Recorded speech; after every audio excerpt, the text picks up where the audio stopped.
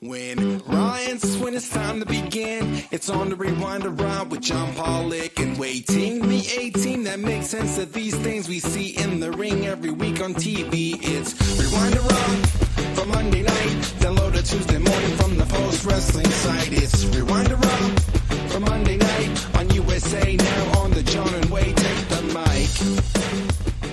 It is John Pollock and Wai Ting here for another fabulous edition of Rewind to Raw, live from our separate Toronto studios. Hello, Wai.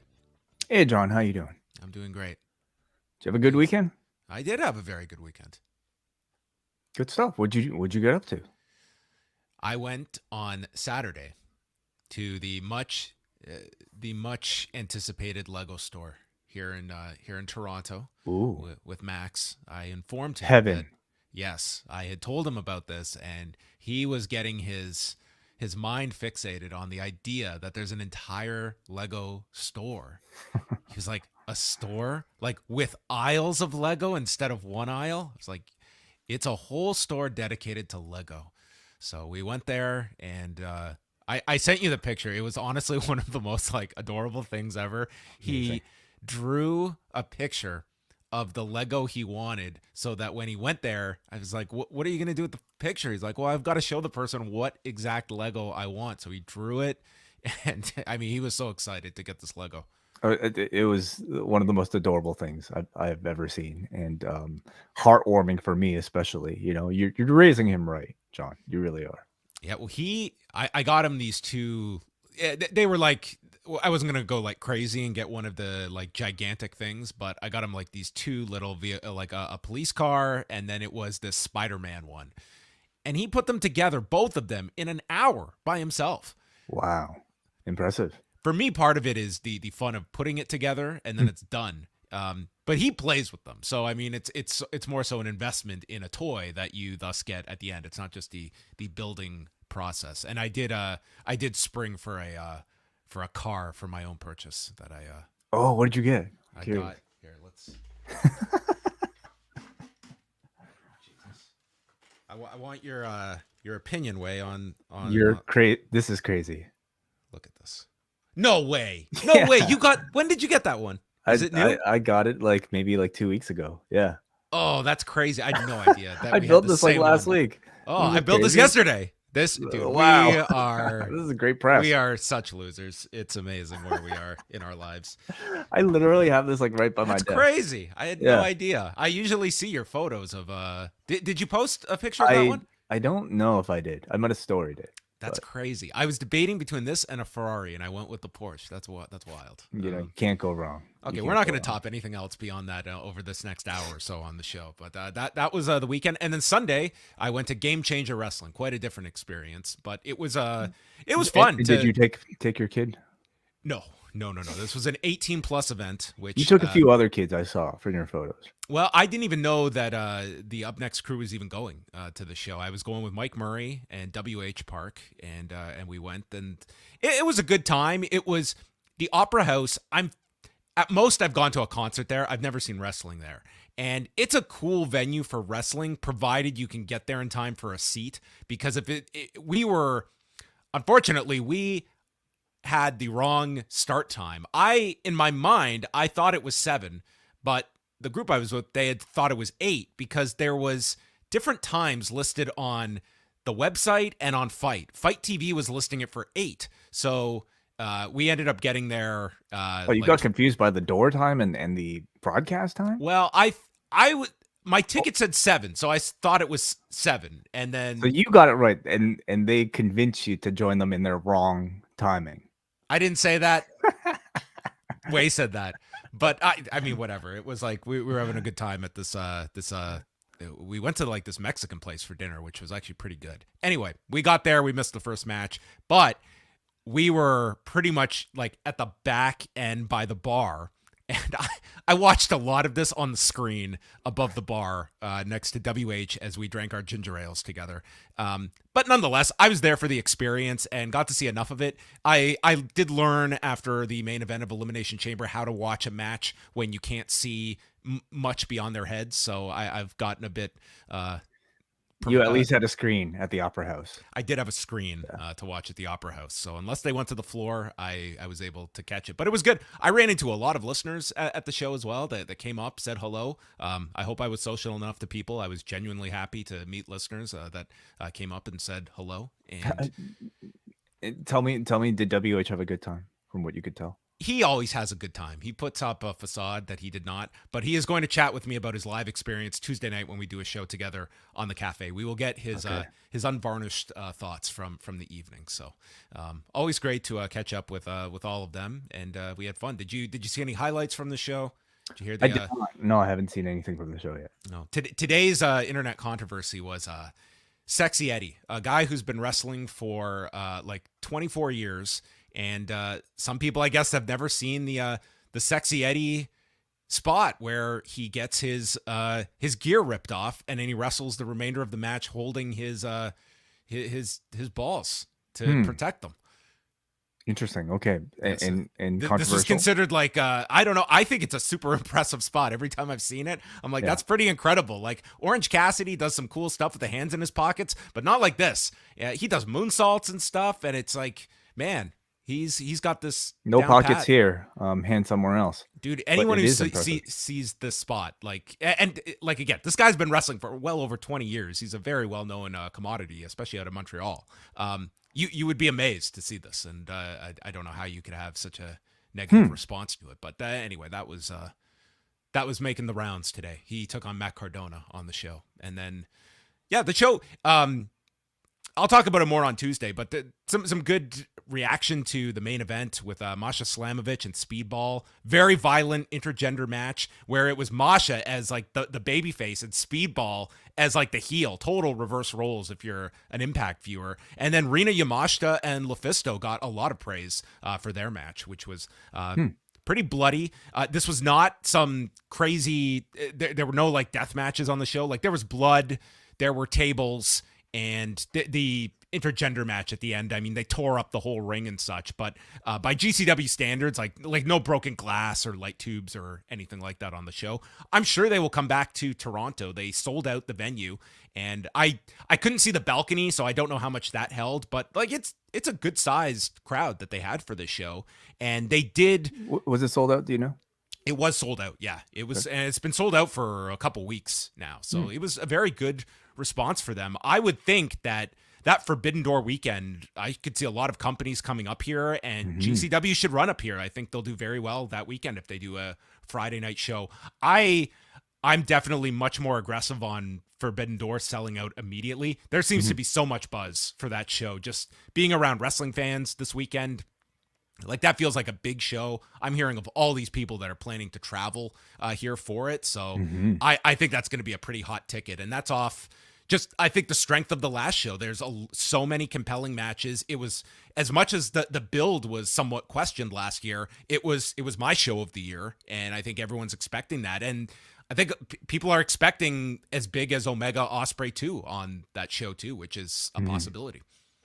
I think just simply the prestige of there being, an AEW and technically New Japan pay-per-view coming to our city. I think that alone will probably be enough, even if you don't get maybe the most high-profile match. I wonder if they'll even announce the card, and I feel like this could sell out even before you get your first match announced. I mean, the pre-sale, I think there was a pre-sale going on today, and then the on-sale is this Friday. I think I would be pretty confident that by the time we're talking here next Monday, it'll be sold out, if not very close to it. And you're right, you're not going to have any matches announced for several months. Also, some news from today. We have Andy Kaufman going into the WWE Hall of Fame, which was broken by Variety. They were able to got the scoop. They got it hours before Raw, wouldn't you know it? And WWE, they didn't fight it. They did retweet Variety's reveal of Andy Kaufman. So he joins this year's class that includes Rey Mysterio, Keiji Muto, Stacy Keibler expected to be added, and perhaps one other. And that would be our class for March 31st. And the only thing about this one is that for the next 2 weeks, we are going to have to put up with all the conspiracy theorists that believe Andy Kaufman is showing up to accept this Hall of Fame award. because Really? they were out in full force today. If you are not a longtime Andy Kaufman connoisseur, apparently he had stated that if he ever faked his death, he would show up 30 years later. So back in 2014, when it was 30 years to his passing, it was like this big thing that he was going to show up, and he did not show up. So I don't think he's showing up for the Hall of Fame. That would be my expectation. Yeah, yeah. I mean, as grand as the WWE Hall of Fame is, especially at the end of a SmackDown, I mean, that would be quite the place to reveal it. I'm assuming it's not happening, but who does accept on his behalf, and who presents? Obviously, you imagine Jerry Lawler, if he's healthy enough, will have some role. Well, that's a big if. I mean, he's home now, but this is a guy who just had a stroke, and yeah, you could not imagine anyone else doing the induction other than Jerry Lawler. But you certainly have to wonder about his health. My guess would be they wouldn't be doing this if Lawler wasn't tied to it. Like, there's literally I can't imagine anyone else. But Kaufman's longtime manager, Bob Zamuda, would be somebody that would be the guy to accept, or his widow. I'm sure it'll be a entertaining spectacle, whatever they do with Andy Kaufman. Maybe they'll give out cookies and milk to the crowd at the Crypto.com arena. Was that a thing that he did? A thing he did for a screening or for a live show that he did like years ago. It was a famous bit that he did. But there you go. Andy Kaufman into the WWE Hall of Fame. AEW held its house show on Saturday night. WrestleTix reporting 3,200 tickets were distributed for the show, which apparently had a capacity of just around 3,400. So I would certainly view that as, doing over 3,000 people for this house show that had, I would say, 3 to 4 of your big main stars that you see here on the graphic. I would say, and based on the lineup too, like, you only had 3 matches going into this, but it seemed like it was a fun show to go to. Apparently they were taping, so maybe we will see some of these pop up. But it like ringside handheld footage from what it sounds like. Yes. Yeah. So, I mean, if they use it for, any kind of angles down the road or something like that. But they had Ethan Page beat Sean Dean, and then Hook came out to also take on Ethan Page, and Hook won. Jarrett beat Brian Pillman Jr., Ruby Soho over Haley J., Darby and Orange Cassidy beating the Butcher and the Blade, which they did shoot an angle afterward to set up a 6-man for this Wednesday. QT Marshall over Pat Buck, Britt Baker over the returning Anna Jas, who has been out since the Forum show when she dislodged her ribs. Sounds like a brutal injury. And then Powerhouse Hobbs beat Christopher Daniels and Moxley and Claudio over Lee Moriarty and Big Bill. He's the Big Bill, absolutely. Yeah. I've read some accounts from people who showed up, and seemingly they all had a great time. So it seemed like this was a well-reviewed show. We did talk about on Friday whether or not this was the type of card that would attract somebody who maybe has Dynamite regularly come to their town, if this is an attractive enough card. And I don't know. Maybe I saw some criticism about this lineup, but 3,200 people clearly thought this was a good enough card, and that's like a number that, I mean, there has been, I mean, that would be on the low side of a Dynamite, but not unheard of that they've done, numbers under that for Dynamite as well. I would certainly take that as a positive. Like, I was thinking 2,000 to 2,500, you would consider that good, and to be over 3,000, I'd be like, they could only have put in like 200 more people. So you can't really ask for, well, you could ask for much more. How did the Hee Haw party do? I did not get paid versus comps for the Hee Haw festival that was going on Saturday night, but that could have been the difference between a sellout and 3,200. Maybe. Okay. Then we had Big Bill headlining the AEW show, and it looks like Bigger Bill is now a free agent. Fightful is reporting that Bill Goldberg's contract with WWE, so the last match on his deal, I guess he was like owed certain amount of matches, ended after Elimination Chamber last year, but there was still a term limit on the contract that didn't expire until the end of the year. So that came and went. So Bill Goldberg, at the age of 56, is now a free agent. And if you go back way from that Toronto Survivor Series where he beat Brock Lesnar to last year's Elimination Chamber, How many matches did Bill Goldberg do in that 5.5-year stretch for WWE? 10.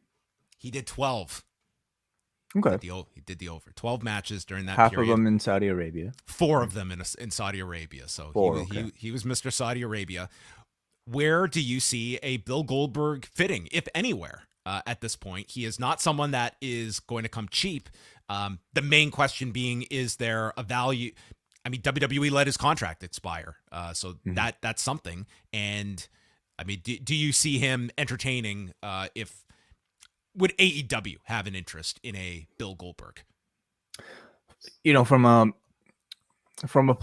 star power standpoint, yeah, like Goldberg is maybe at a level that I don't know if anybody on the AEW roster currently is.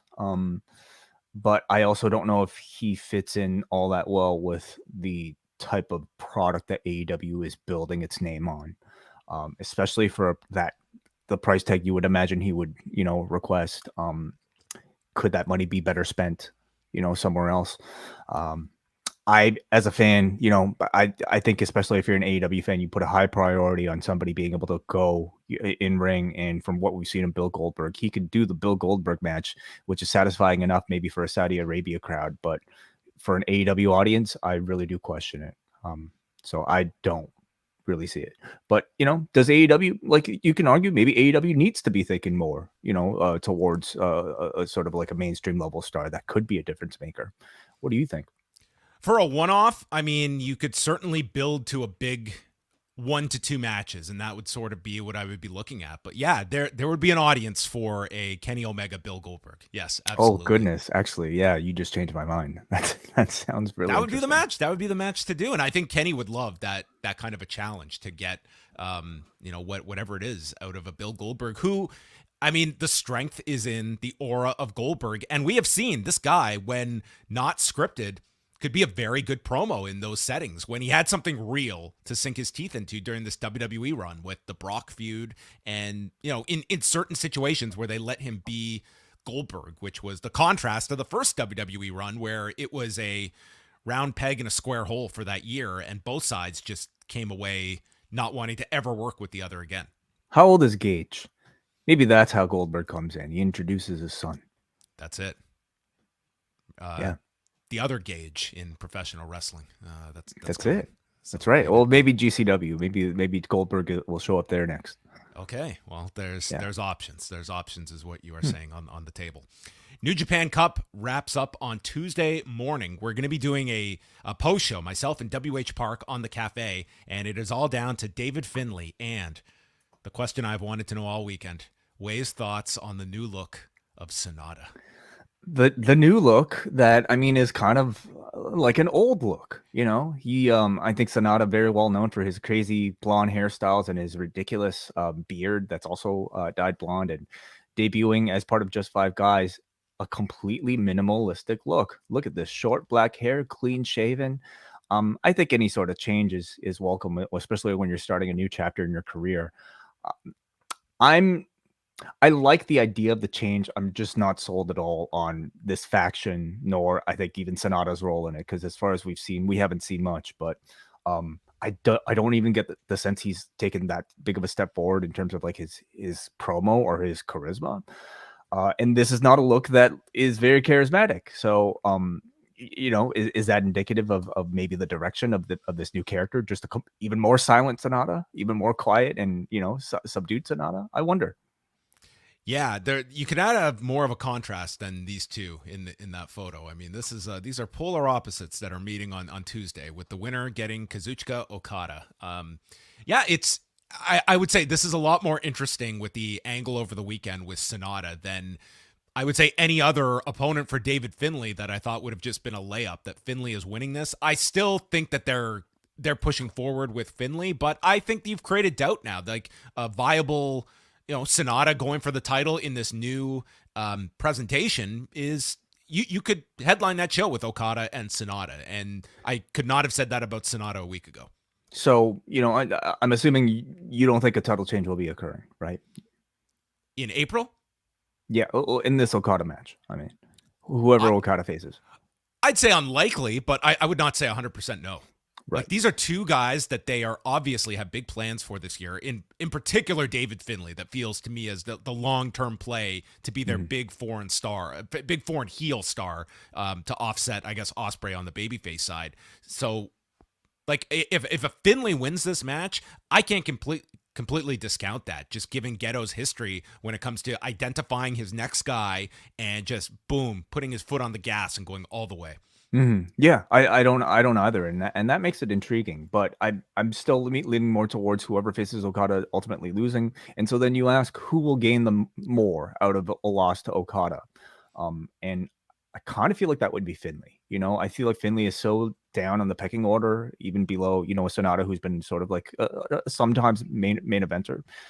That I think Finlay going like 30 minutes with Okada and nearly taking him to the distance he'll gain a whole lot of respect in this sort of Bullet Club respect angle. The other big match on Tuesday's show is Hiromu Takahashi and Lio Rush for the junior heavyweight title. And just seeing their interactions in the tag setups before, this match is going to be excellent, I think. I'm very much looking forward to that one as well. So very strong top two matches. More so the booking of the main event, although it should be a very good match, but the junior heavyweight title match should be excellent. And then you've got Okada, Goto, and Yoshihashi against Aussie Open and Jeff Cobb. Shingo Takagi and Tetsuya Naito against Great-O-Khan and Aaron Hanare. Hanare picking up 2 wins over Takagi during this New Japan Cup tour. So some big wins for him. Evil, Yujiro, Sho, and Dick Togo against El Desperado, Ren Narita, Toru Yano, and Ryusuke Taguchi.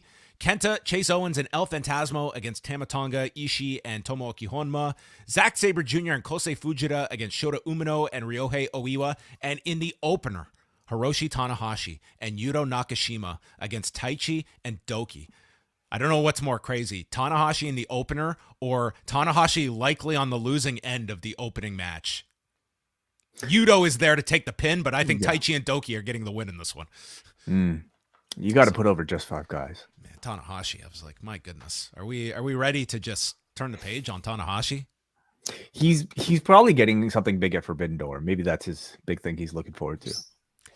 SmackDown on Friday did 2,258,000 viewers and a 0.59 in the demo. They had just a gigantic wall of competition. They were knocked out of their regular spot as the #1 program on television Friday night. They were 4th among network programming with the NCAA men's basketball tournament on CBS. They were also airing against back-to-back games on TNT, which were the 2 biggest of the night on cable, a Drake-Miami game on TBS, the World Baseball Classic, and another basketball game on True TV. So it was tons of competition. It was actually remarkable. They were only down 7% in the demo.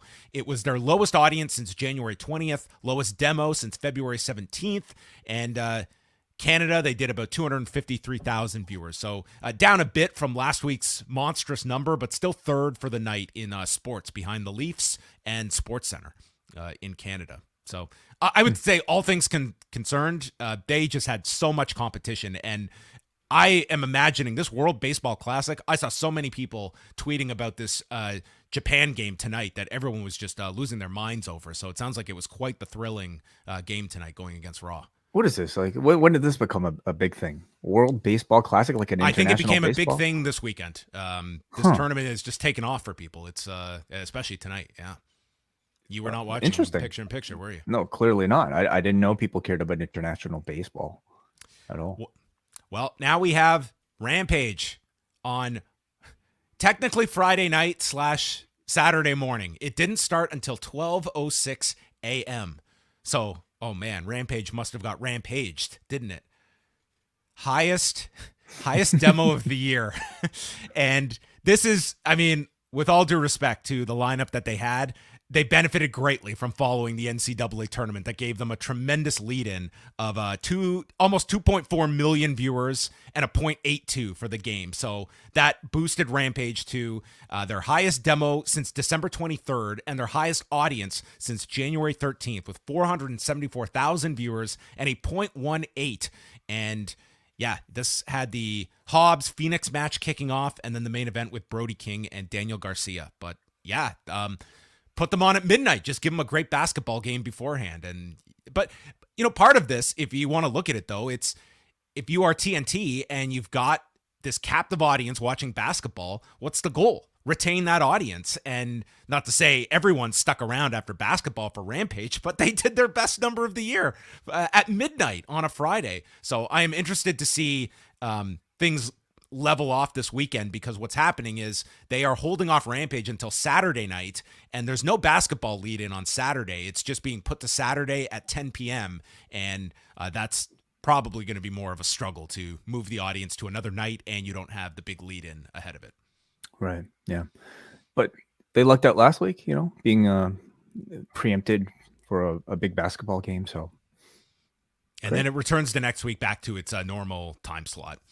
And the last notes, NXT on Tuesday night has Ilya Dragunov and JD McDonough. Their feud culminates in this match after the detached retina to JD McDonough, and then cutting a promo on a operating table about his eye. Some classic stuff. Wendy Chu against Lyra Valkyria in the latest qualifier for the ladder match at Stand and Deliver, and then Indy Hartwell against Tiffany Stratton in another qualifier to join Zoe Stark and Gigi Dolan. Dynamite, Independence, Missouri on Wednesday. It is Jon Moxley against the recently re-signed Stu Grayson. The Guns will defend the tag titles against Top Flight. A no disqualification match between Hook and Stokely Hathaway. This has been going on forever, and here we are, okay? Here we are. For the ones out there that Where's the Story, that's your Where's the Story match, okay? They've got plenty of story behind that match. Tony Storm against Sky Blue. And then coming out of the house show, we have got The Butcher, The Blade, and Kip Sabian taking on Darby Allin, Orange Cassidy, and as of today, 64-year-old Sting. Mm-hmm. Wrestling on television. Yeah. Some people might do like a 5K marathon ahead of like a big birthday. I'm choosing to do a CN Tower climb ahead of my 40th. Other people wrestle in trios matches on Dynamite for their 64th birthday. So very impressive for one Steve Borden. It's been a while, I feel like, since we've seen Sting wrestle, especially on TV, at least to my recollection. So I'm looking forward to this. He did the Muda 6-man back in January on that Yokohama card, but AEW, his last match was at Full Gear for AEW. Okay. So it's been a while. So that's coming up. And of course, Kenny Omega against El Hijo del Vikingo. This was our, before Sexy Eddie, this was our other controversy over the weekend. I laugh at like the Twitter controversy of the day. That's always gone within at most 48 hours, usually 24. But yes, there were people upset at this. I think Tony Khan is a fucking genius. Okay. Because by adding the words dream match to this graphic, it has sparked way more discussion for this match than I think he could have ever imagined. Okay. The amount of debate that has come out of this has been too much for my liking. But fuck, it's like, hey, you'll upset somebody somehow, especially when it comes to, this wrestling company and this wrestling promotional war. So, Tony Khan himself, like responding to a lot of the tweets themselves. So, it's a heavily buzzed about match. Has he been including the Dynamite hashtag when he replies for this match? I think it was Rampage, because a lot of this was Friday. The hashtag, yes. Yeah, hashtag AEW Rampage, yeah. Okay. Well, let's get into tonight's edition. Before that. Oh, we have more to discuss. Quick plug for our friends. Are you in Toronto, or do you plan on coming to Toronto? Will you be in Toronto during WrestleMania weekend? Are you looking for a place to watch WrestleMania? Well, then maybe you want to join our friends from Poison Rana at Gabby's for their official WrestleMania watch party. You can get tickets right now at poisonrana.ca. They're doing watch parties for both nights, and I believe tickets are $12. Are you sure about that? I think they're about $12. I should have really brought this up. Okay, well, according to Davey, they're $10 per night or $15 for both. So you'll get 12. I'm sure they'll take 12 if you want to pay 12. But okay, well, we were close. Anyway, there you go. Poisonrana.ca. $15 for both nights. That's a good deal. Mm-hmm. All right. Well, go check that out at Gabby's. They will be giving up prizes, and they just did an interview with Gringo Loco that is up on their YouTube channel, so you can check that out as well. As I mentioned, WH and I are back on Tuesday night, and for Post Wrestling Cafe members, we have got the finale of our Season 5 Drive to Survive review coming up this Thursday with JC joining us to chat episodes 9 and 10, and then on Friday, we are breaking up once again. It will be a free edition of Rewind to SmackDown with Wai Ting and Kate from Montreal because I will be doing a show on the cafe with John Cena after Impact Sacrifice, which will feature, what have we got? We've got Jordan Grace challenging Mickie James for the Knockouts title. We have a busted open match between Bully Ray and Tommy Dreamer. And announced today, Trey Miguel against Lince Dorado for the X Division title. So John Cena and I will have that show out Friday, and we have got a stacked week for everybody. The NWA podcast is back. The Wellness Policy is back. The Long and Winding Royal Road, chatting Kobashi and Vader. WrestleNomics up next. Stacked week, and it's all a prelude to next week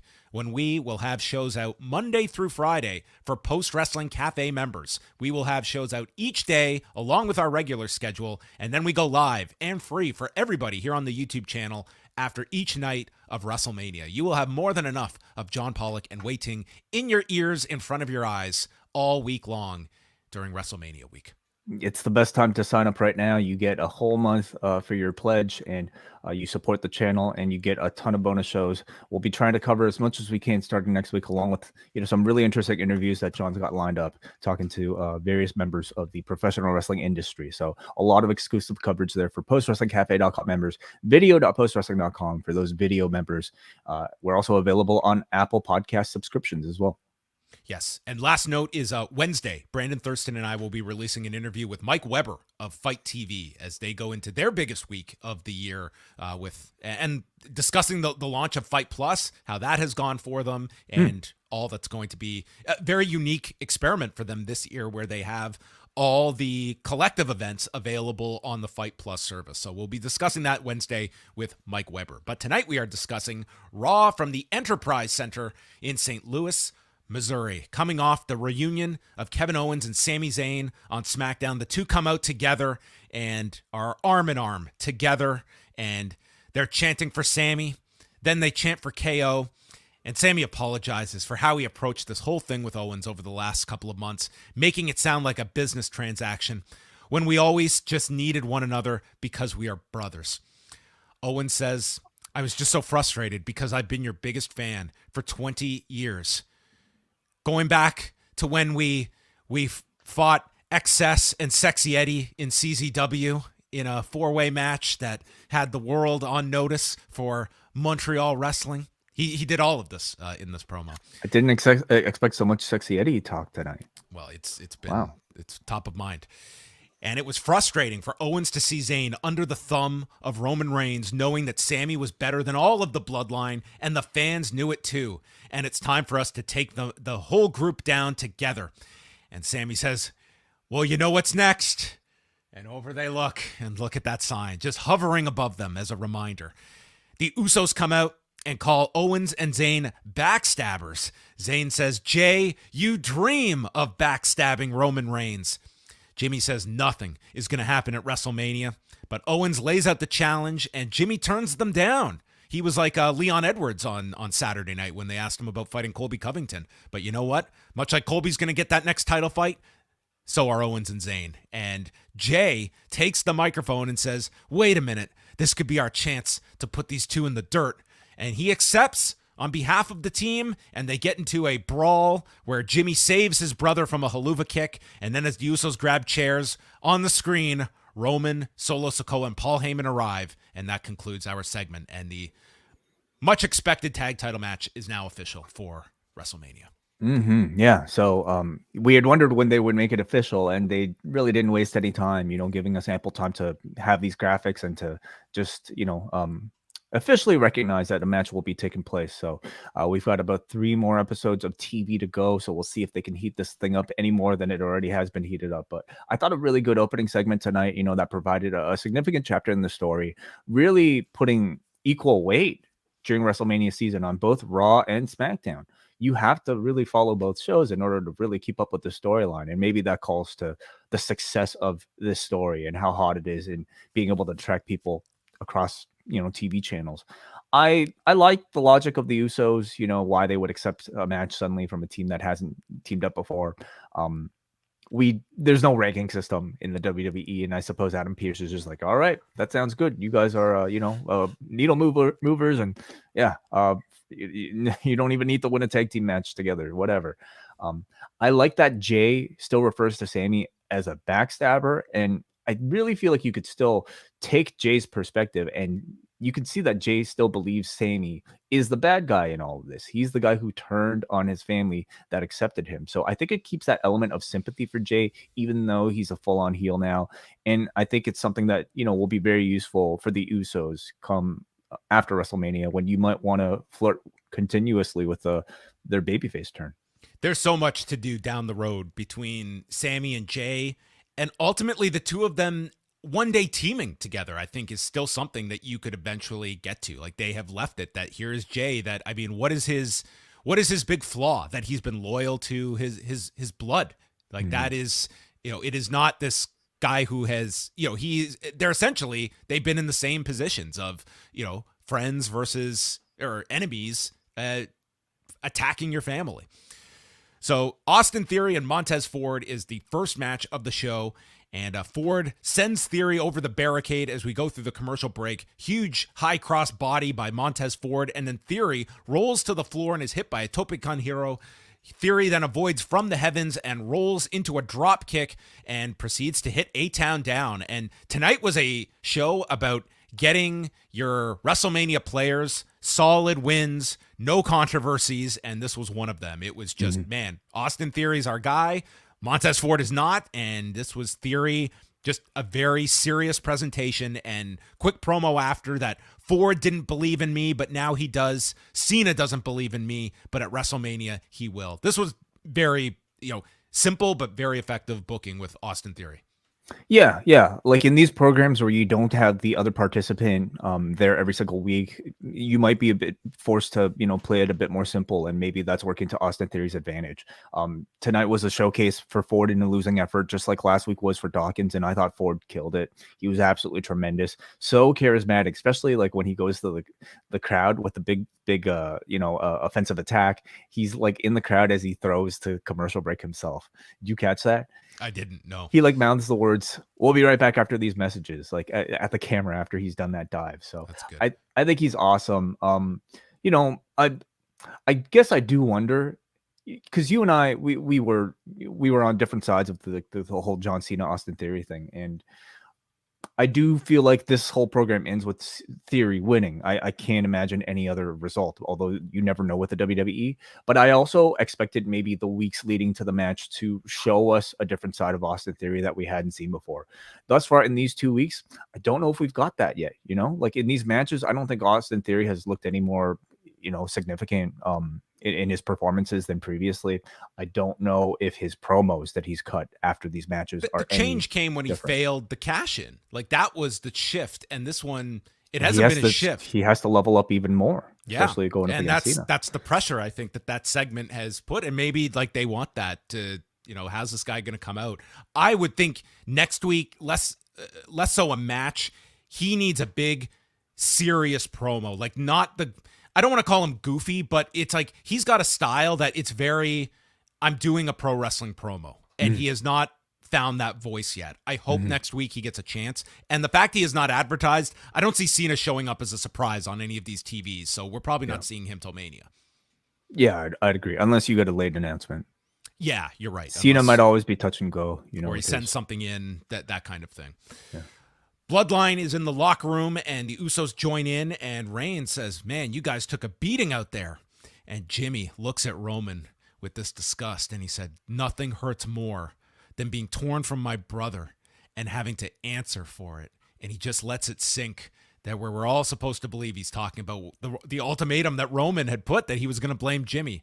And then, as it's all tense, Jimmy says, I'll never forgive Sami Zayn for that.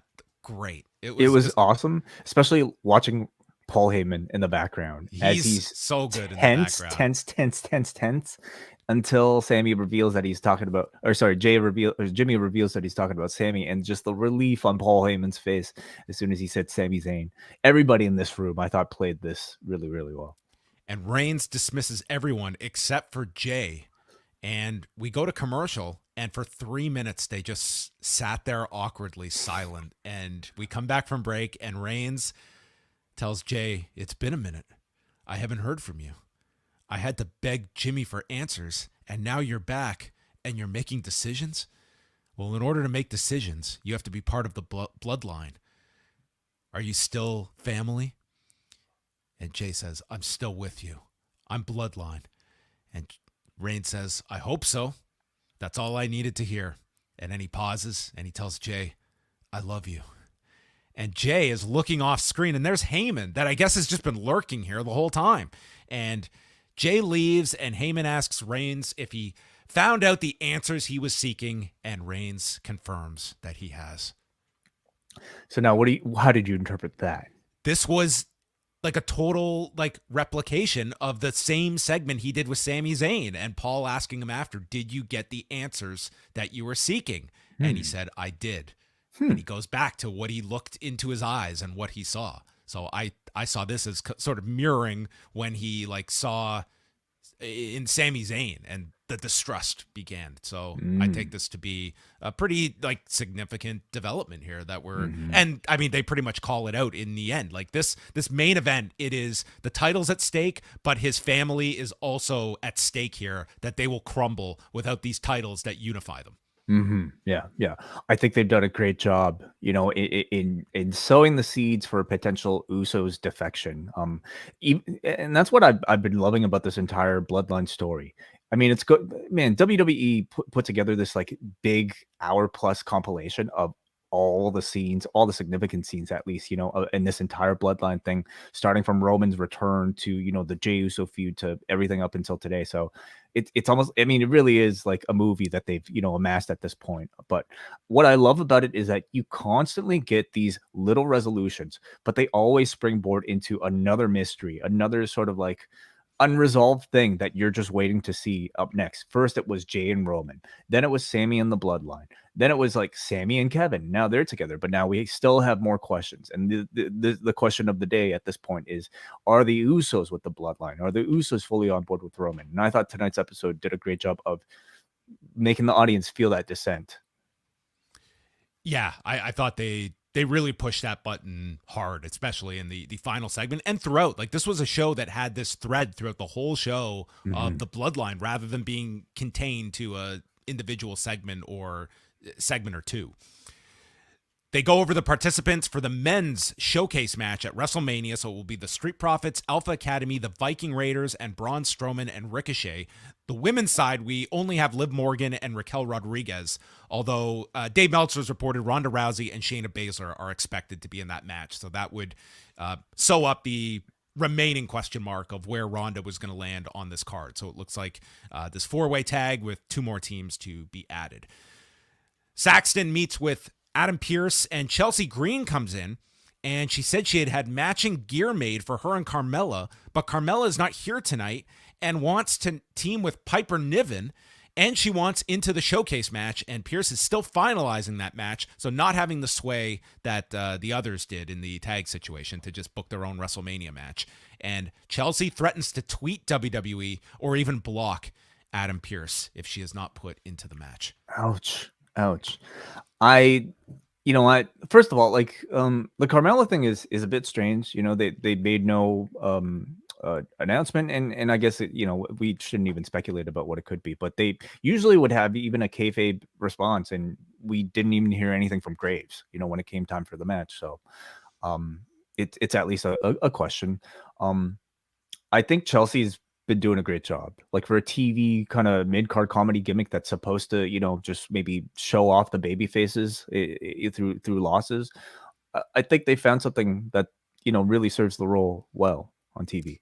Yeah, I almost see she could they could throw her into this match, but even not being in the match, like I see her and LA Knight as just being utility players that you can integrate into WrestleMania for some celebrity segment or just a vignette on the show that their characters so lean into that they get some kind of role on the show. She will have a segment with Adam Pearce for sure, I would imagine. Yeah, that could be right. Maybe she wants WrestleMania to be canceled. Sure. She should do that. She should just go on Twitter and just, she should be going off. They should advertise a dream match, and Chelsea can tweet up a storm. That she can argue about matches at the WrestleMania show that have no story behind them. Yes, They're just thrown together. Then we had a video on Omos and Brock Lesnar. Credit to whoever it was that produced this video. The idea is just selling the size of these two with facts, including that Omos is taller than Shaq. Take that, AEW. And he has an 87-inch reach and double the size of the average man's hands. What is the average size of a man's hand? Is this stuff recorded? Maybe there's a census. Yeah, I don't know. Have you ever had your hand measured? I've never had my hand measured beyond maybe when I was a baby and was born. I'm sure there are scientists out there and researchers that are measuring hands and able to do some sort of average for the country. This is a good video. Good. Yeah. We talked about, earlier, when you don't have participants show up every single week, you can't necessarily do a Brock Lesnar's angle every week. And maybe that's to the advantage of this story. I thought this video was better than the segment last week.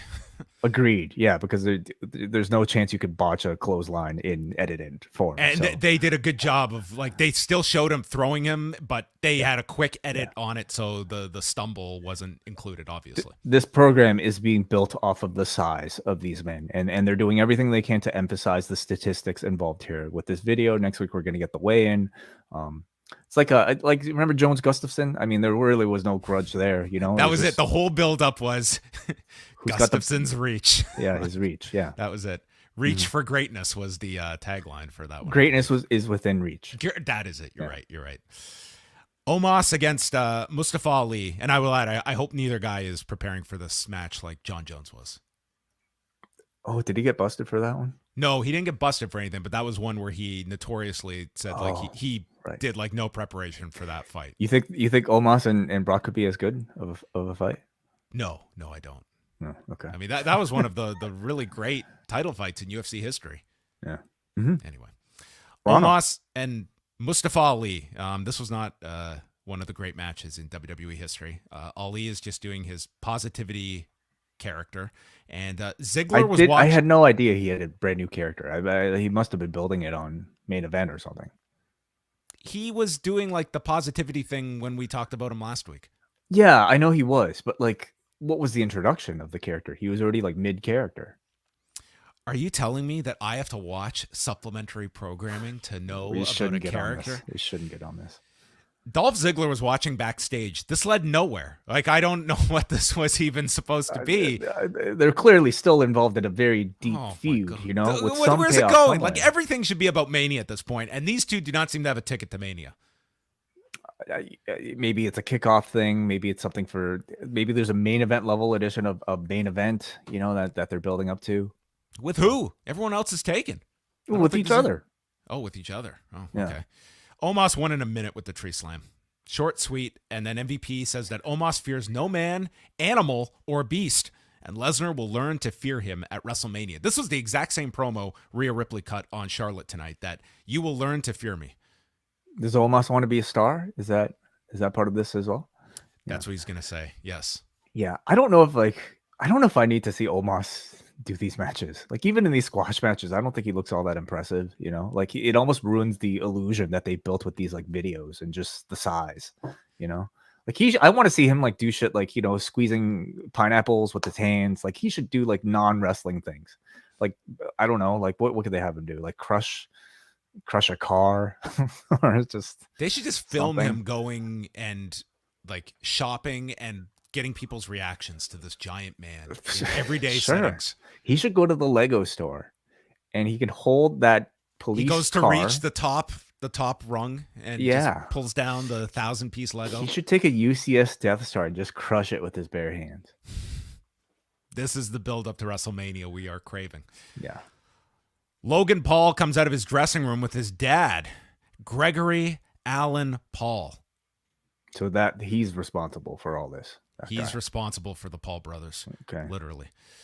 The Miz comes over and wants to go over their interview, and Logan blows him off, and we never see the Miz in this segment that he was supposed to be the guest on. So instead, we got Logan coming out with a so subtly positioned Prime energy drink sign that a fan on the aisle just happened to have that read in beautiful block letters, "Drink Prime."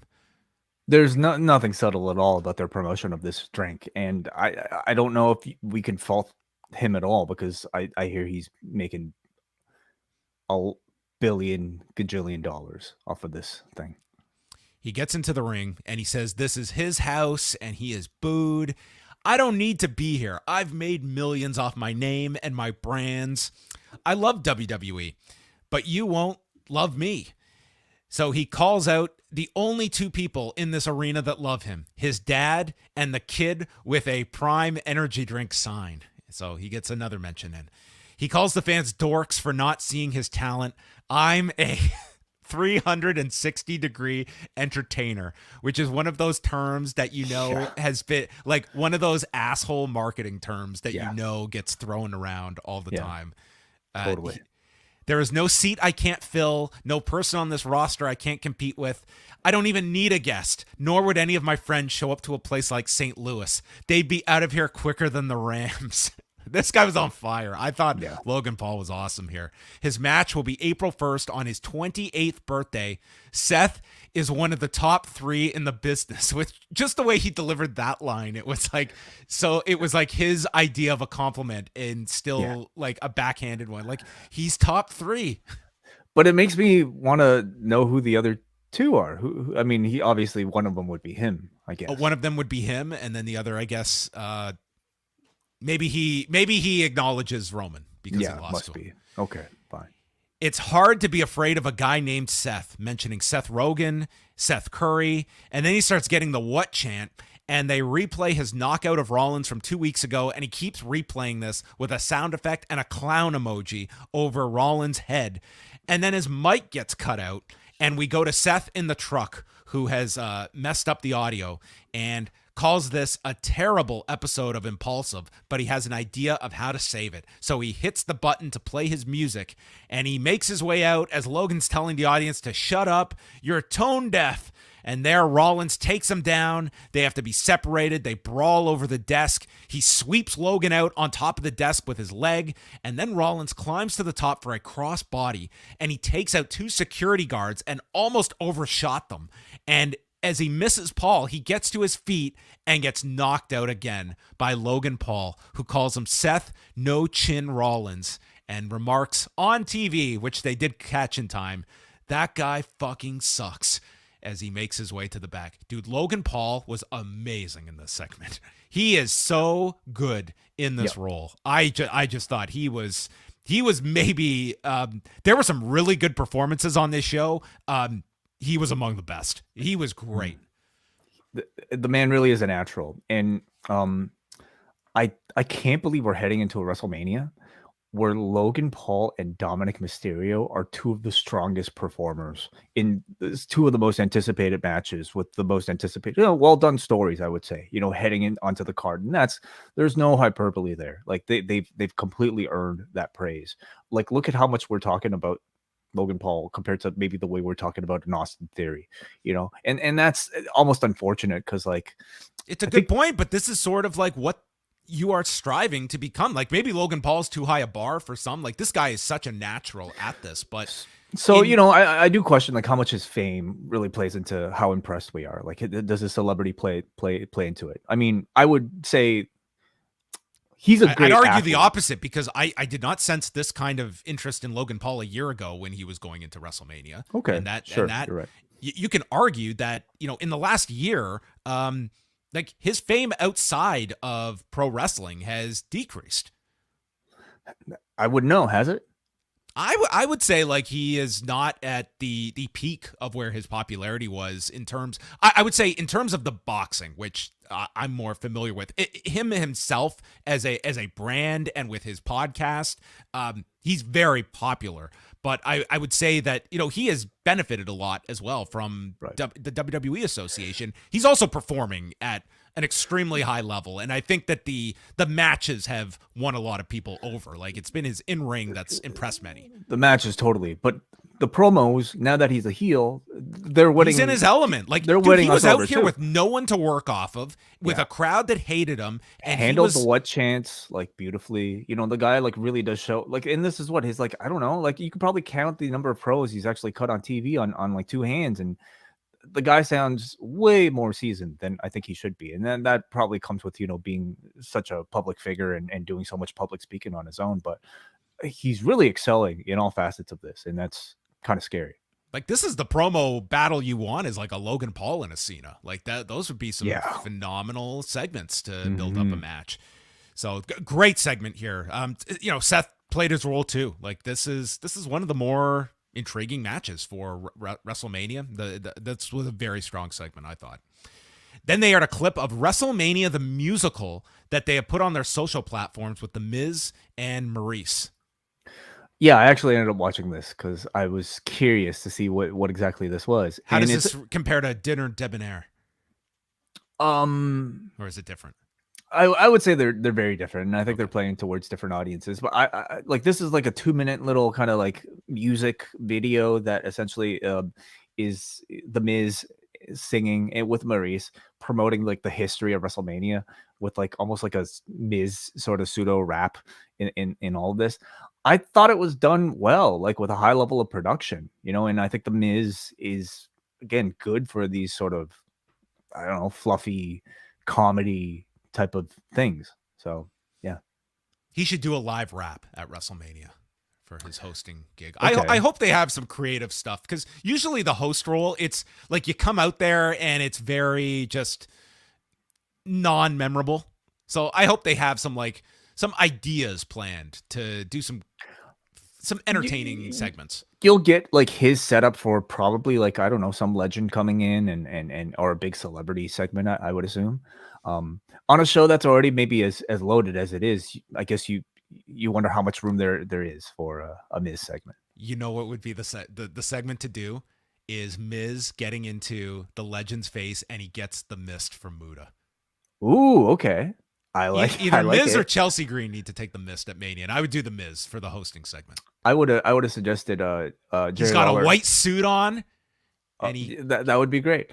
I mean, he could take the mist from Muta. Jerry Lawler could pile drive him on the stage. Okay, if the Lawler ain't doing anything physical. There's no chance. Well, he should get coffee thrown on him. And then Andy Kaufman comes out for the final bit, and he gives him a pile driver. It's all built up to this 30-something years. You know, it's built up to Miz at WrestleMania for Andy Kaufman. Yeah. Dominik Mysterio against Johnny Gargano. Gargano is selling the rib injury from his attack by Grayson Waller in his yard last week. And Dominik attacks the ribs, but Gargano, he puts his ribs back together for a tope suicida, but then remembers, my ribs are still hurting. So he gets the three amigos as the crowd boos, and then Gargano suplexes him into the corner. Dominik is begging off, and he is hit with a super kick. Gargano ducks a 619. There's an inside-out lariat, hot stretch down the end here with Gargano, and he lawn darts Dominik into the second turnbuckle, super kicks him for a 2 count, and then as they fight on the turnbuckle, Gargano gets dropped off the buckle onto his ribs, and Dominik proceeds with a frog splash onto the back and ribs, pinning Gargano in 10 minutes and 41 seconds. You know, I think that the promos and personality of Dominik have like skyrocketed over this Judgment Day period. The in-ring, like, it's been fine. I thought this was like one of Dominik's like better in-ring performances, that usually they have him in tag scenarios and they limit it. This was him. Granted, it was with a Johnny Gargano, but nonetheless, it was 10 minutes. And I thought that, Dominik, he held his own in this as well. But man, Gargano is like really, really good. And we kind of just take for granted that this guy is just sort of in no man's land on the main roster, but at least is in something of note at the NXT level. Yeah. This year is just not really the year for him to kind of, be in a serious role for this, WrestleMania, I suppose. Hopefully that changes next year. But this year he's in a support role, for guys like a Dominik Mysterio. And I think for a supporting act, you can't ask for somebody better than a Johnny Gargano, who could, guaranteed to deliver, to make you look great every single time. And I thought he did that for Dominik here. I thought what was significant about this match is that they spent all of it, explaining the rib injury that he received from Grayson Waller on NXT. So in a way, this became a lot of promotion for NXT, or at least his current program with Grayson Waller. So I like it when, they actually acknowledge things that happen on NXT as like being canon, and at least it tells you that it exists, which I'm always happy about. But wait, I just watched Raw. Who's this Grayson Waller? Where's the video package? Well, you're going to miss a great dream match between Johnny Gargano and Grayson Waller. Some would call it that. The dream match. Dominik says that he won't stop coming for Jefe until he gets what he wants with his WrestleMania match. And he knows that the Mysterios are going to be at SmackDown in Las Vegas this Friday. I was like, oh, Angie, Ray, don't do it. Don't do it. Man. So somebody put together maybe the movie of the Mysterios in the WWE. I mean, this family hasn't missed once. Okay, anything involving Aaliyah, involving Angie, like it's almost always good. So I'm really looking forward to this. So he notes how he was kicked out from his family. He was kicked out of the group chat. Do you have a group chat with your family? I do. I have several actually. Really? I have family overseas. You don't. There's no Pollock chat. So our group chat is my dad will email one of us, and just for anything, and he'll copy the others on the email. That's the group chat. The email is the group chat. Interesting. Okay. Yes. Like anyway, he loves to. And how many people respond? The one person it was intended for. Yes. Well, that's cute. So Dominik's new plan is to ask his mom for permission for Ray to face him at WrestleMania. That is, if Ray can get his balls out of her purse. Love it. I can't wait. This will be awesome. How confusing will that segment be? Mommy, I'm going to ask Mommy for this match, but Mommy has informed me that Mommy needs to give permission for Daddy. Right, Mommy? Could get a little awkward depending on what follows some of those sentences. But oh boy, I'm really looking forward to it. And in Vegas, come on, this will be good. The Usos and Solo Sikoa, they meet with Heyman. Heyman's given them the rest of the night off to go eat, except for Solo, who has to come see Roman in the room.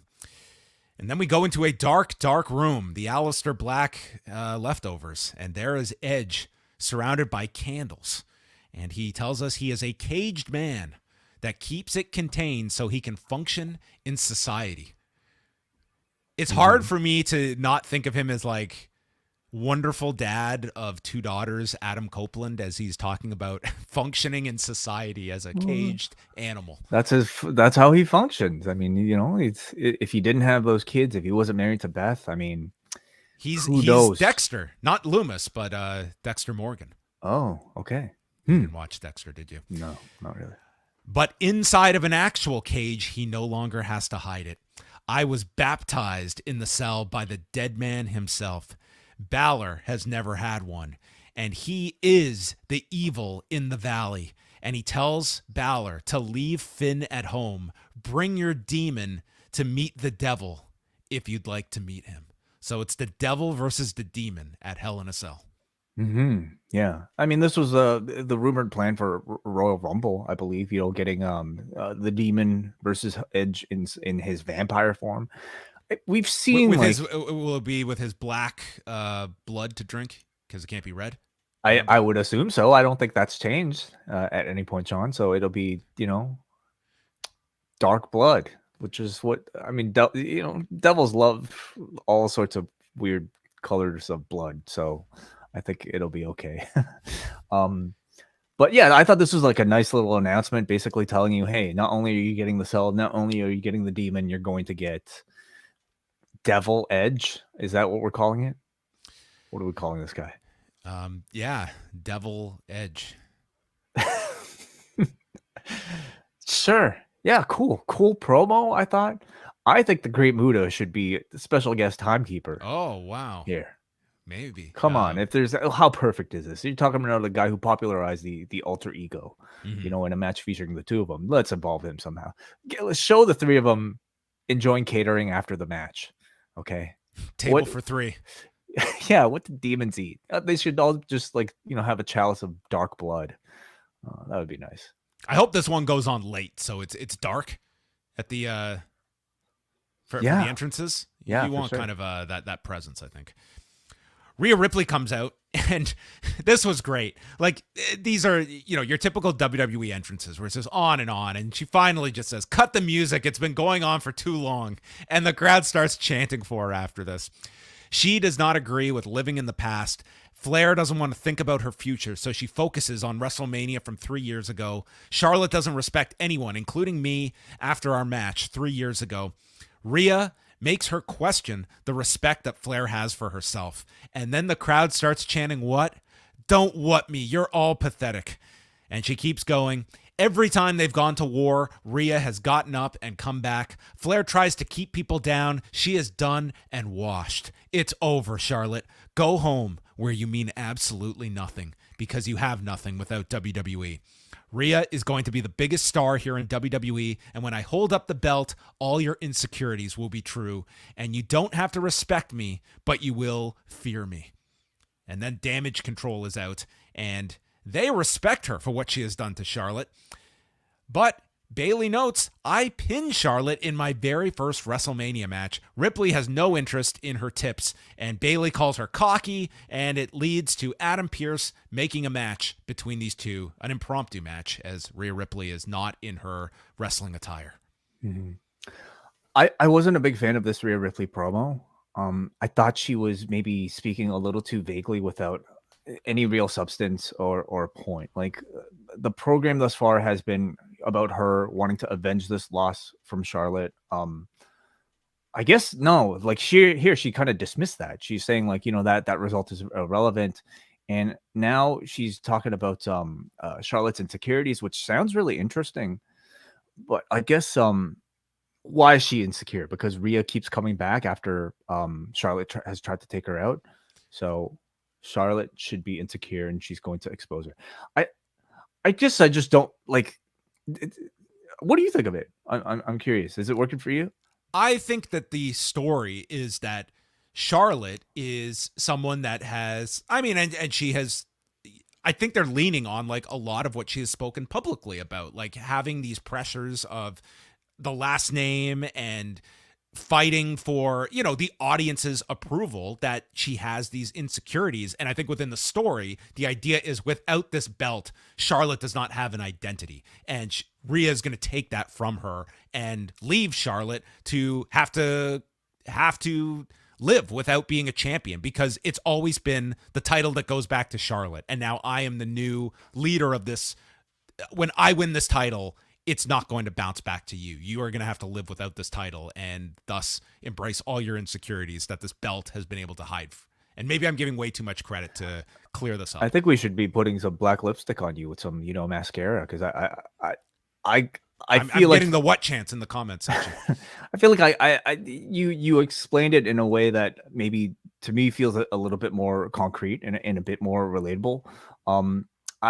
I kind of feel like this program for me is all over the place, and it's certainly not helped by maybe questionable babyface and heel dynamics, which I have even more questions about after the match coming up after this. I see Rhea as the complete babyface, but you're right. I mean, they positioned her as the heel here, like going against the fans. It's very weird because that audience is going to be. But the match was her wrestling as a total babyface. You're right. Like, it was so. I think it's almost the idea that like they know where the tide is going with Rhea, and I think they are positioning the audience to embrace her at Mania and the night after Mania, but are not going to do the hard switch yet. Like, they're still putting up this resistance But to me, it's going to be a monster pop when she wins this match. And I would think throughout the match, like, it's going to be such a pro Rhea crowd. And they have designed it that way. Like, that is how it feels as well. Like, this is not one where it feels like the audience is going against their desired reaction, because so much of Rhea, like, this is such a story to root for her. What's interesting is that we have not seen one frame of that match from 3 years ago.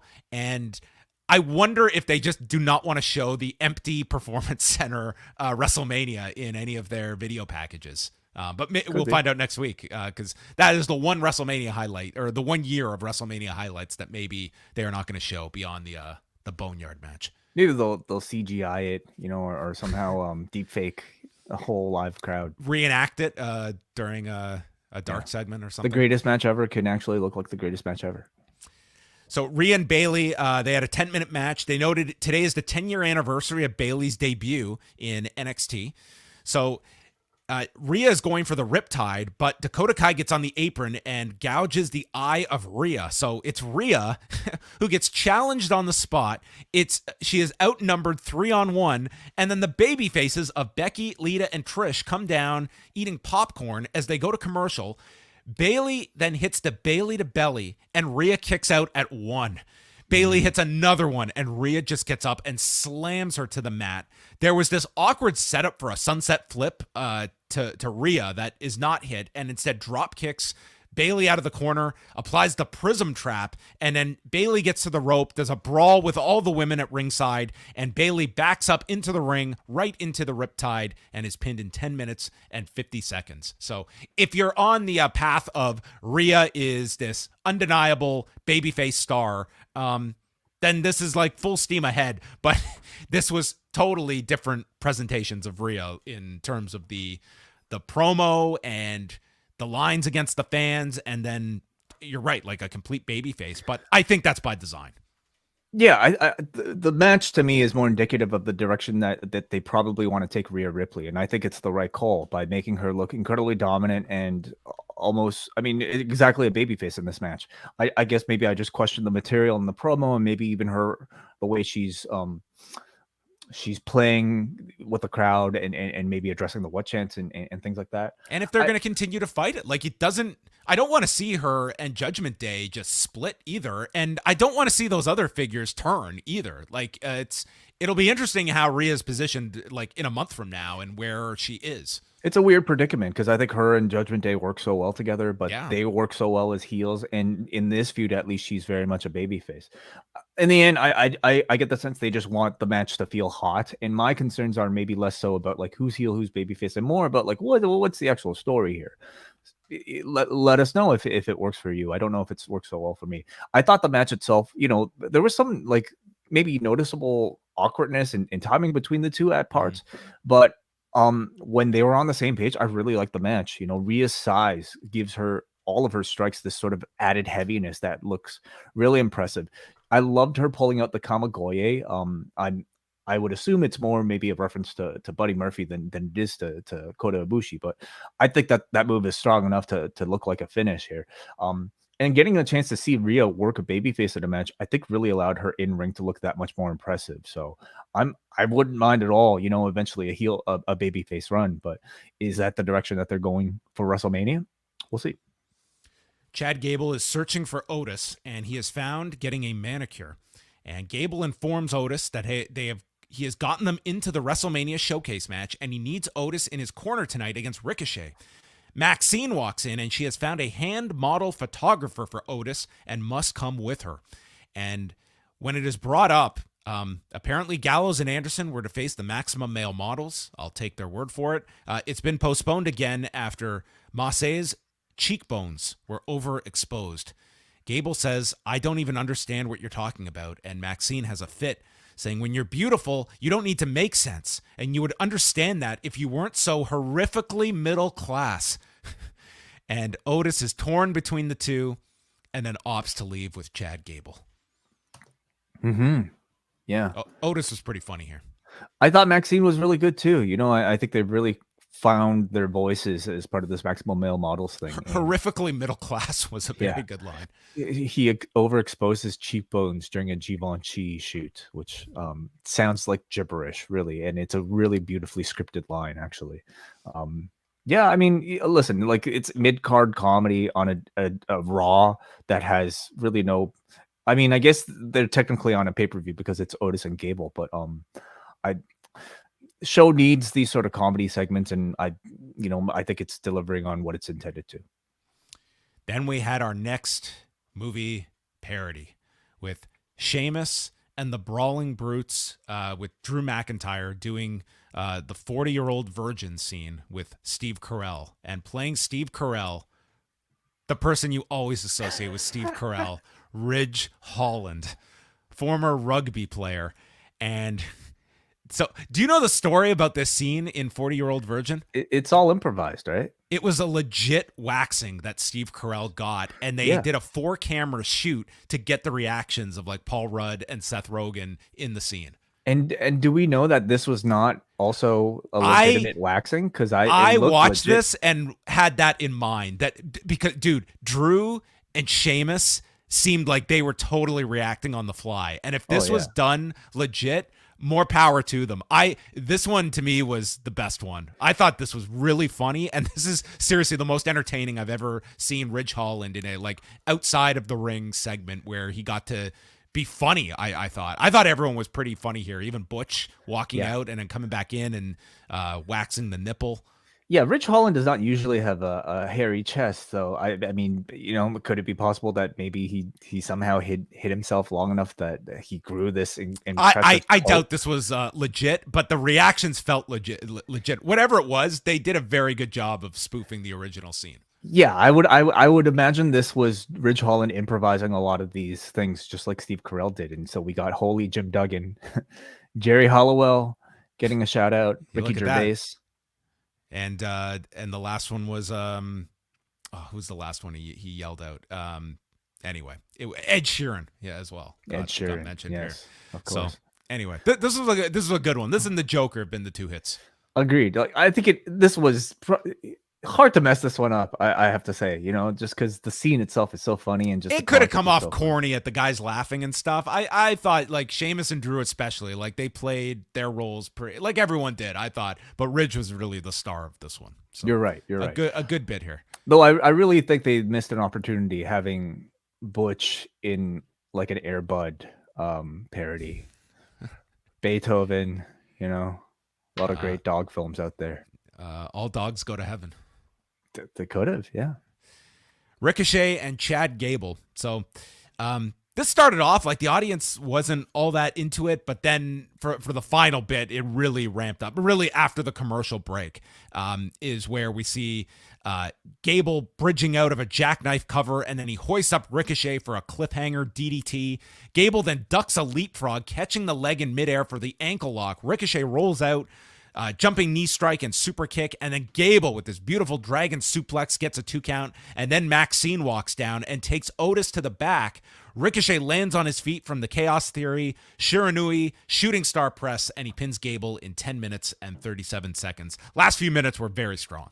Yeah, I think this was a really good, Raw mid-card match without any real significance for any long-term storylines. No story.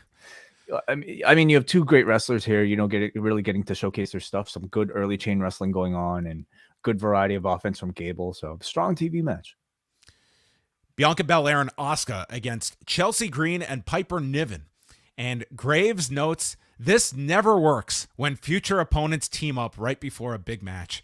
And Chelsea is tossed out of the ring. Asuka misses Niven and nails Belair, her partner, in the corner with a hip attack. And then Belair grabs Asuka. They're arguing. And then Belair moves Asuka out of the way as Piper runs into the corner. And Belair lifts up Piper Niven. And the audience, they picked up for this, literally, as she delivered the KOD to Piper Niven and wins in 6:43. Big pop for the finish, given the strength. And this was last year when Bianca Belair was just killing a lot of time and was working with Doudrop like week after week, and every audience they got into that KOD spot with her, and tonight was the same. 6:43, they win.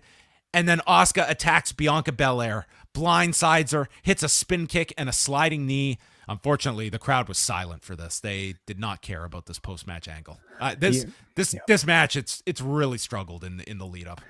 It's a match on paper I'm looking forward to. I think the two of them will really deliver on the show. But hey, man, we're talking about build up. We're talking about story this week in professional wrestling, and this one is pretty poor. They're and really look at some of the comparisons, like from the work on SmackDown and tonight's show for like the big matches and how they're getting built. Like there's some really well built programs this year, and it's a lot of competition, and they have not, they have not really had the ability to tell any kind of a story here beyond Asuka's coming for the title. I think they should be resorting more to like the simple direction like they are with like Brock and Omos with this one. These two are incredible wrestlers, like talk about like Asuka's win streak, talk about how long Bianca Belair's been champion. And when the two collide, does Asuka pose like the biggest threat to Bianca Belair's championship reign? Like just keep things simple. And instead we're relying on very tired cliches like, can they get along? Are they going to sign contracts next week? Are we going to get a contract signing? I'm almost expecting it, but they haven't been able to overcome the handicaps of, I guess, Asuka not cutting promos, and like the double babyface thing, they haven't been able to use to their advantage. And Belair like has had no interesting anything, again, very much feels like her feud with Alexa, and she just, I don't know if she knows or they know how to make her fit this sort of spooky, type of character, and or for an opponent at least. So yeah, it's just not working. There was some brutal Snickers ad with AJ Styles and Braun Breaker that was just atrociously bad. So bad. These are always bad. Always. I don't pay attention to these Snickers ads, but this one to me was like another level below. Like two awfully acted performances here. Or like poorly written, like poorly written, but like two of the people I would not be leaning on for something like this either. This was dreadful. Yeah, I'm glad that like one of my biggest complaints was a 60-second Snickers ad. By the way, they did, at least in Canada, they showed some snippets of an upcoming Goodfellas Bloodline parody. Oh, I didn't see that. Was that during the commercials? Yeah, so it was for like a Sportsnet commercial for WrestleMania, and then you got to see highlights of all the trailers so far, and they played a clip of the Bloodline as Goodfellas. I'm sure that one's airing next week, probably for the last release. Mm-hmm. And next week, the only thing announced is Brock Lesnar and Omos will have a weigh-in on the go-home edition of Raw. And at least... Will this weigh-in go better than the last pro wrestling weigh-in we've seen? Well, maybe Cody Rhodes will have some tips for them in advance of how to not do a weigh-in. For at least WWE, they are not advertising Roman for another TV appearance till the SmackDown the night before WrestleMania. So we may not see him until that episode. This is when the Japan-Mexico baseball game was ending. For the final segment, Roman comes out with Sikoa and Heyman and is followed by Cody Rhodes. Strong reaction from all of them. Like, they're buzzing. This is the big main event segment. And Cody wants Reigns to define what kind of problem he has with him. And he stops Heyman from answering because he wants to hear straight from the tribal chief. Reigns explains that Cody is not a problem. What you represent is the problem. You are what we used to be, a professional wrestler. I'm a fighter, and that's allowed me to be a megastar. And he's not going to do any of the things he says, noting how Cody has run away from everything in his career. Stardust didn't work. You ran away from it.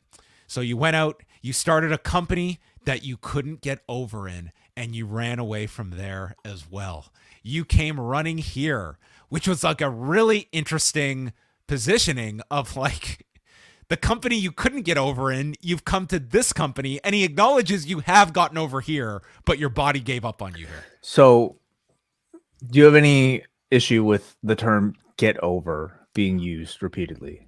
Not as much as some may, because to me, getting over is you're popular with the crowd.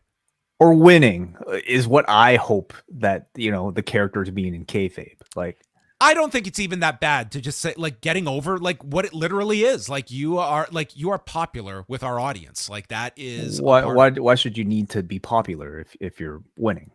Why is being popular important? Well, I mean, if you, it's not saying that he hasn't. Like he's been undefeated since he's come into WWE, but it's like the audience has also embraced you. Like that is the story of Sami Zayn. That's the story of Daniel Bryan. It's like, yeah, for me, I don't have an issue with it. Like I'm just bringing up this question because I mean it's a similar conversation as I've seen people have after Dynamite with the the four pillars conversation.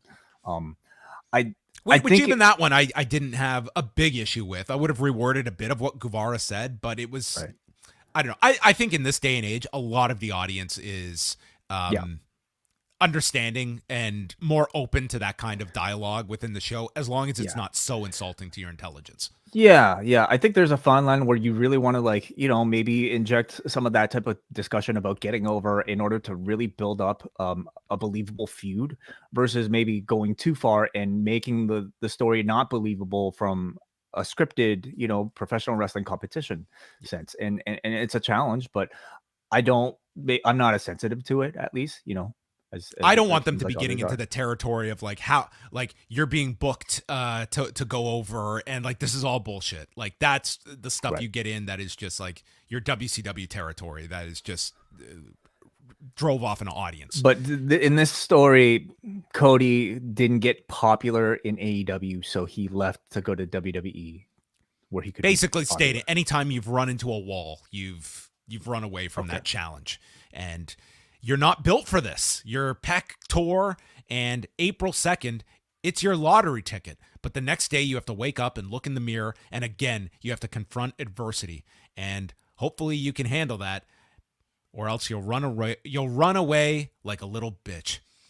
So now Cody's got his retort, and he acknowledges he did run away. And he is not worried because what he did while he was gone was make this locker room have the ability to make a whole lot more money, which is very true, that now there's a viable alternative. Like they have leaned a lot more on AEW than I had anticipated, but it's working to their advantage. I have to imagine this is maybe more of a, I can't even say that for sure, but I imagine like that is not as surprising to me with Paul Levesque in charge as it would be maybe with the old guard. And I think Vince would have given like Cody a whole lot of leeway as well. I mean, he's the guy who brought him in as his American Nightmare character. It's part of the character. He's the guy stepping through the forbidden door, exactly as, the same person who was there before. Now, I do think, speaking of like this line, I'm not saying this is like an inside line, but I also do see it as one that some fans are not going to know what he means by this. You mean like making money for the locker room and like just like the idea of like what another company has meant for the industry and how it helps WWE talent. You don't think so, hey? I think there's some that are just not like going to be understanding like of the industry and how it works. Like if you are somebody that is watching and not following wrestling at a significant level. Yeah, I don't disagree there. Because WWE is catering to a big audience, and I don't know. Well, my dad, who decides to watch WrestleMania this year, he understand. He probably won't. But I would also say like we've gone far enough now with the Cody Rhodes story and the Cody Rhodes character that like something like this doesn't feel out of place. Like his whole identity is been like cutting promos similar to this, and it's the type of line where like if you don't get it, you don't get it. You move on. And if you do get it, then it just adds a little bit more. He says he always wanted to be a superstar. But maybe you're right, Roman. Maybe I'm just a violent professional wrestler. And no one needs to hear my dad's name brought up again, or else it's going to make me vomit. He's not showing up to give anyone a bionic elbow. My brother works elsewhere. In fact, you should ask my Cuban mother what she would tell me to do to you, and that's knock you out. What April 2nd can mean for Roman Reigns is that the next day on April 3rd, you have to wake up and remember what it feels like to lose without the titles, and Jay is going to leave you. Then Jimmy is going to leave you. And he looks at Solo Sikoa in the ring and says, from one guy who used to be under the thumb of another second-generation wrestler, you're not ready. And when Solo leaves, then Heyman will become an advocate again, and all of a sudden you will have no family and be a chief without a tribe, and ends with Cody chants, and Reigns and Heyman just walk out of the ring, and they think Sikoa's with them. They turn around, Sikoa is still in the ring, locked in Cody's face. Reigns asks, "What's he doing?" And he yells for Solo to come, and Cody repeats, "You're not ready," just like I thought. And Solo pauses, comes back. He's about to deliver the Samoan spike, but he's stopped with a boot from Cody, and Reigns stops Sikoa from engaging as the show ends, and the crowd is yelling, "You're not ready," at Solo Sikoa. Yeah, Reigns was also mouthing next week. He basically said, you'll have Cody next week and wait till then. So seems like we're getting Solo versus Cody, which for a go home Raw, you would expect Cody to beat Solo Sikoa. If there's a time to end the Solo Sikoa streak, I feel like two streaks, really. Excuse. Like Cody's been undefeated since he's come back to WWE, right? And Solo since he's been called up. So listen, you build up an undefeated streak to cash it in for the big win, and going into your biggest show of the year with your heir apparent, that would be the time to beat Solo Sikoa. I think so too, and I hope it's a substantial match, just for Solo's sake. But I mean, undefeated streaks don't last forever, and they shouldn't last forever. You shouldn't be building a career off of an undefeated streak. And Solo, I don't even think people necessarily think about the undefeated streak when they see him. He has way more to offer than just that. So next week seems like a good time for it. Cody, I thought, sounded great. It's imperative that he comes out of these exchanges looking better than Roman Reigns, looking cooler than Roman Reigns. And I think Roman's opponents, there have been really good ones, but it's not always easy to find, a babyface that can live up to, I think, how great of a character Roman Reigns has become. Cody does. He doesn't just live up to Roman. He exceeds Roman. He sounds better. And the retorts, I think, have been really, really strong. He's outshining Reigns on the mic. He's outshining Reigns in terms of just, logic in story. Very good threat from Cody here, basically, getting to the heart of everything that they built up throughout the show. The one thing Roman probably does feel most insecure about is his family leaving him. The threat of Jay leaving, the threat of Jimmy leaving, the threat of Solo leaving, and then Heyman leaving as well. Cody kind of hitting Roman with that at the very end, I thought was like the biggest shot we've probably seen from Cody in this feud. Yeah, and the ultimate conclusion after a segment is like, do you have more or less interest in the match? And I sense like a ton of buzz for this match. Like that is what they are accomplishing with these segments, building this up to feel like a major WrestleMania main event. And it has that feel 2 weeks out. So WrestleMania feels like it's in very good shape. Much like SmackDown, I thought it was a lot of the out of the ring stuff that was clicking at a pretty high percentage on this show. As it should be. As it should be. Like this is what the show should be about, is you're coming out of it and you're looking at the key matches and are they heightening interest? And I thought tonight they did a great job with Logan Paul and Seth Rollins, with Rhodes and Roman, with the Usos and Zayn and Owens. I thought even like the Ripley promo, I think could have been shorter. I didn't mind the dialogue as much. I thought their brawl helped a lot on Friday as well with the SmackDown one.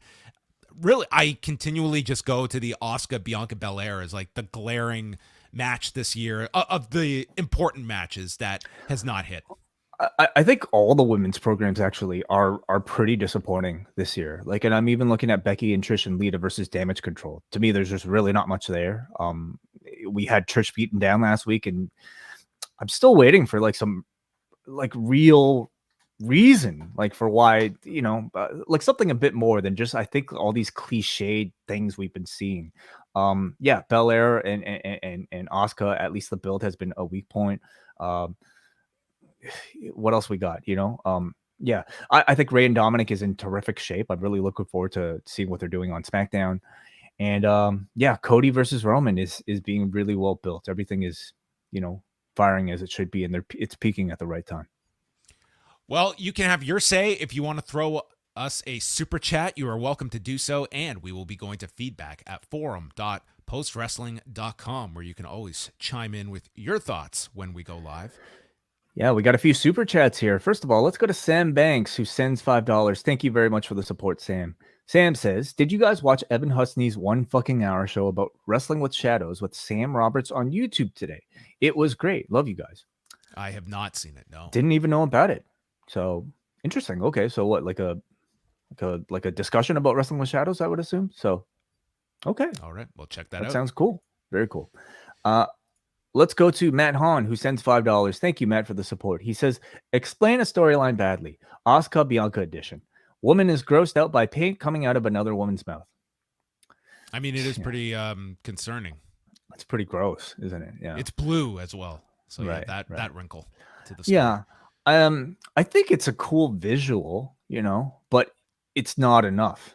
Like the idea that like, hey, like, Asuka can miss somebody at any time. And she's just like, she's kind of playing like a, even more weird version of herself than she was before is cool. But it should be the last visual of like a more compelling thing. And it's that alone is just, it's all they've had. MJ from Florida or NJ, wherever you're at right now, MJ, he also sends $5 and he says, great use of inside baseball. Roman feeds his family. Cody feeds everyone. When Roman can't provide as champ, they will all abandon him. Yes. It's more like a parable. Yeah. Very, very good stuff from the Bloodline Cody story right now. All right, let's go to Tanise, who writes, Raw was so-so with a damn good closing segment. I hate trying to put everyone on the card. Just have the people that matter, and that's it. An even better idea, make the wrestlers on your roster compelling to want your audience clamoring for them to be on the cards. Logan is in the role he's supposed to be in. Total sleaze. Gable is so good, he would kill it with the juniors in New Japan right now.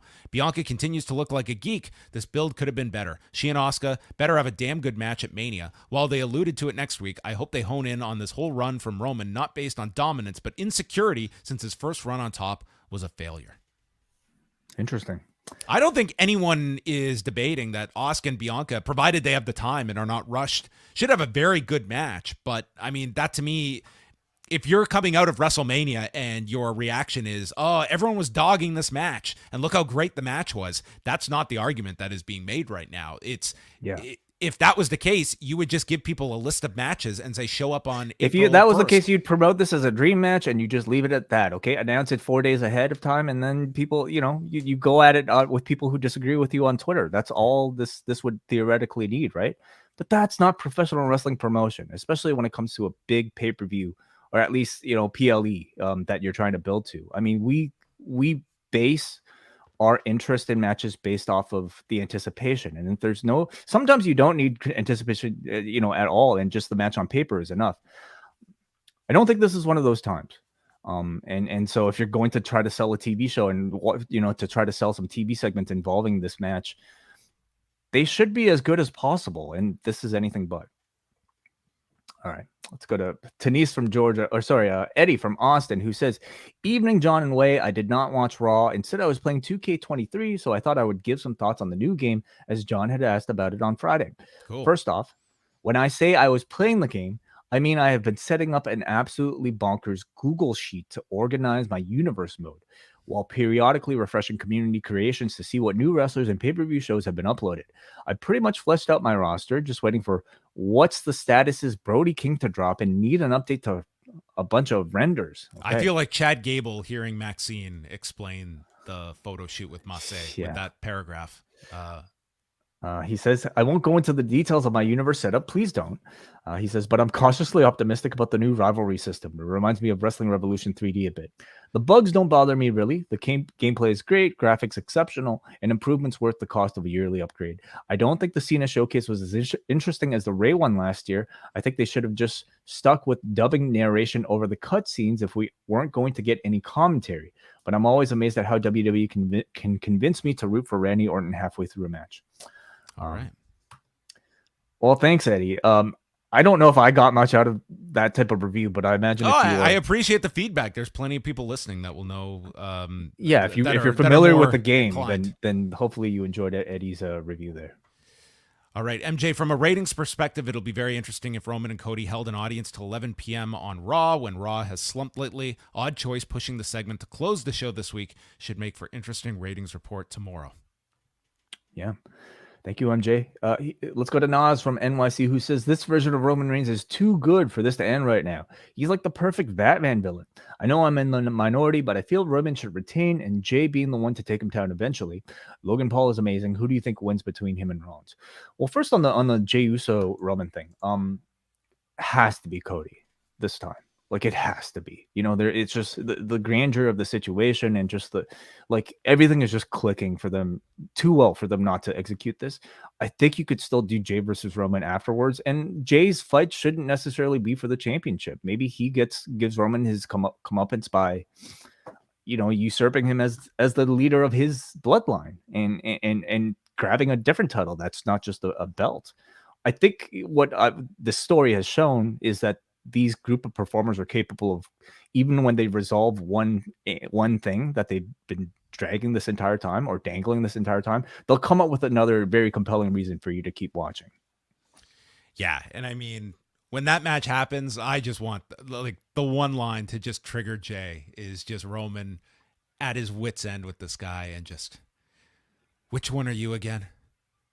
Yes. Tie it all back together. I love it. Last word goes to Muggin. Also, who do you think wins between Rollins and Logan? I would be putting Logan over in this match. I think he can afford the loss. You can certainly do that. Rollins loses, I feel like, more often than not, and it's totally fine. He's just as hot the next time. The counter is that Cody needs opponents after Mania, and I still feel Rollins you may want at some point for that. So, I mean, that's going to be dictated based on plans after, but I think Cody versus Logan Paul is the match. Logan Paul could have some great options. And you're right, you do have Saudi Arabia not too far away, and you would think that would be Logan's next big match as well. Okay, Muggin, a productive episode with a baller ending segment. As expected, the Roman-Cody face-off was tantalizing. The allusions to the competition and Cody's partner were heavy-handed, and Cody returning fire tenfold and getting Roman shook was tremendous. The Owens-Zayn segment was heartwarming, and it got where it needed to, with them challenging the Usos for the tag titles. When it closes night one, it should silence any doubts about the tag titles being a consolation prize. So there is Muggin advocating for the tag titles to close night one of WrestleMania. That'll be next week's Twitter controversy going in. What should close night one? By the time we're actually watching the night, unless the crowd is really dead, let's say that you put Charlotte and Bianca or Charlotte and Rhea last, and I don't anticipate the crowd being dead, but if the match delivers, then and the crowd responds as such, there's really going to be no debate, in my opinion. It'll be fine. I think so too. It's I don't know. I'm not looking at it as it's some grand indictment, whatever does or does not go on last. But and it will also be interesting next week if they, much like last year, give us the full rundowns of both shows. I would imagine that we'll start to get that next week. I mean, sort of what's headlining night 2, and that Logan and Seth is night 1. But beyond that, it's it's probably still up in the air for some of them. Mm-hmm. All right. Well, there you go, everyone. You are all up to date in the world of professional wrestling. But don't go anywhere, because Tuesday night, WH Park will be joining me on the Post Wrestling Cafe. We're going to be chatting about WH's live experience with me at the GCW show at the Opera House. We'll chat about the New Japan Cup final. We've also got a new GHC champion, Jake Lee, beating Kaito Kiyomiya.